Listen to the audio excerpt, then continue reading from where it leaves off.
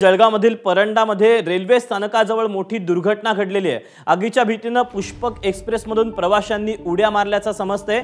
समोरून येणाऱ्या बंगळुरू एक्सप्रेसने अनेक प्रवाशांना धडक दिलेली आहे। जळगावमधली ही अतिशय मोठी दुर्घटना सध्या समोर येते आहे।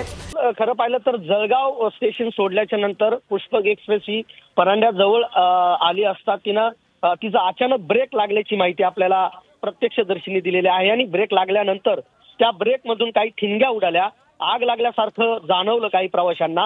त्यामुळे त्या बोगीमध्ये बसलेले काही प्रवासी जे होते त्यांनी आग लागली असा आवाज केल्यानंतर आजूबाजूला बसणारे जे प्रवासी आहेत त्यांनी भीतीने एक्सप्रेसला आग लागली या भीतीने त्यांनी चालू एक्सप्रेस मधून उड्या मारल्या आणि उड्या मारल्याच्या नंतर समोरून येणारी जी बेंगलोर एक्सप्रेस होती ती अचानक समोरून आली होती। काही याचं माहिती नव्हतं, मात्र जीव वाचवण्यासाठी काही प्रवाशांनी पुष्पक एक्सप्रेस मधून चालू गाडीमधून उडी मारली आणि बेंगलोर एक्सप्रेस खाली आलेले आहेत ते आणि त्यामध्ये ते चिरडले असल्याची माहिती आपल्याला आता सध्या प्रत्यक्षदर्शींनी दिलेली आहे। अमोल।